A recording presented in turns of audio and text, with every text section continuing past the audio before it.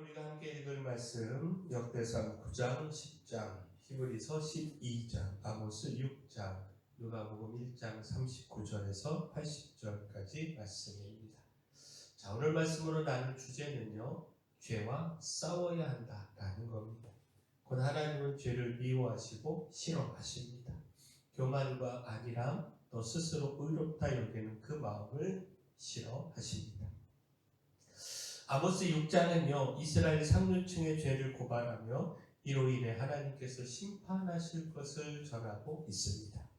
그 당시 이스라엘의 상류층은 하나님의 심판이 멀다고 생각을 하고 안일하고 방탕했습니다.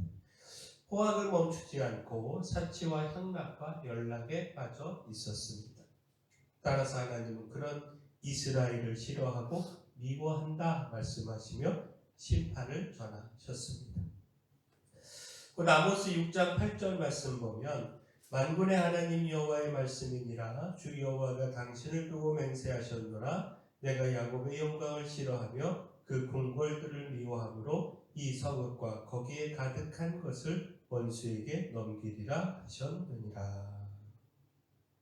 자, 야곱의 영광과 그 궁궐들을 싫어하고 미워하신다라고 하는 말씀은 이스라엘의 교만과 사치와 향락과 그 죄를 미워하신다라는 겁니다. 따라서 하나님께서 심판을 선언하신 겁니다. 그들이 사로잡히고 사치와 향락을 일삼던 그 모든 것들이 원수의 손에 넘겨지게 됨을 말씀하신 것입니다. 자, 하나님은 죄를 미워하시고 결코 용납하지 않으십니다. 안일한 마음으로 죄를 지속하는 것, 이것은 심판을 자초하는 일입니다. 지금 돌아서지 않으면 내일의 회개는 늦을 수 있습니다. 그러므로 즉시 교만과 안위를 버리고 죄에서 떠나는 우리 모두가 되기를 소원합니다. 그 죄에서 떠나지 않을 때 그 결과는 심판입니다. 죄를 가지고 하나님의 심판을 피할 수 있다? 이것은 어리석은 생각입니다. 역대상 10장은요, 사울의 몰락을 기록하고 있습니다. 블레셋과의 전쟁에서 패하고 그 아들들과 더불어 길보아산에서 죽임을 당했는데 그 이유에 대해서 하나님께 범죄한 결과다 말씀하고 있습니다. 하나님의 말씀에 불순종하고 신접한 자를 찾아가 묻는 등 하나님께 범죄했기 때문이다 라는 겁니다. 역대상 10장 13절 14절 말씀 보면 사울이 죽은 것은 여호와께 범죄하였기 때문이라 그가 여호와의 말씀을 지키지 아니하고 또 신접한 자에게 가르치기를 청하고 여호와께 묻지 아니하였으므로 여호와께서 그를 죽이시고 그 나라를 이새의 아들 다윗에게 넘겨주셨더라.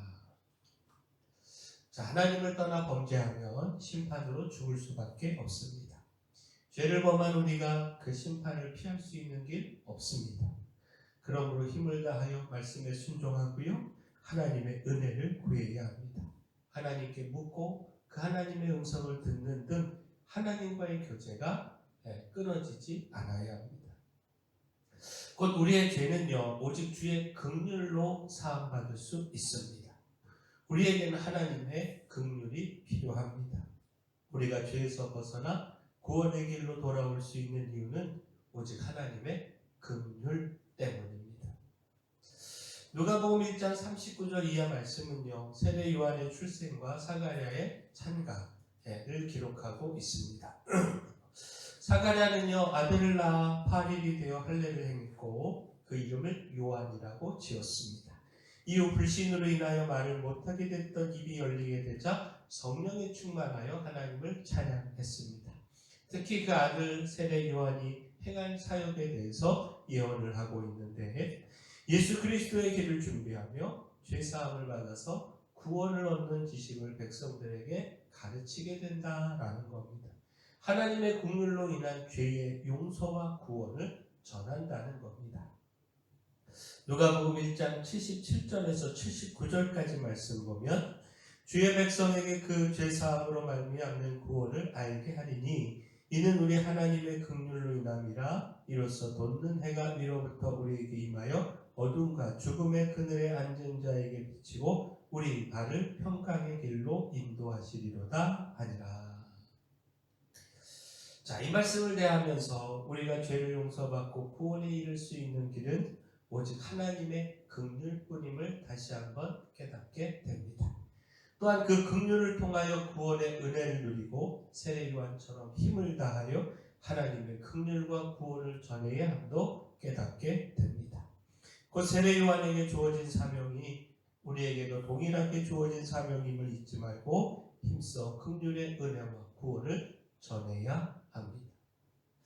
따라서 마지막, 주의 긍휼로 죄사함의 은혜를 받은 우리가 힘써야 하는 것, 죄와 싸워서 이기는 겁니다.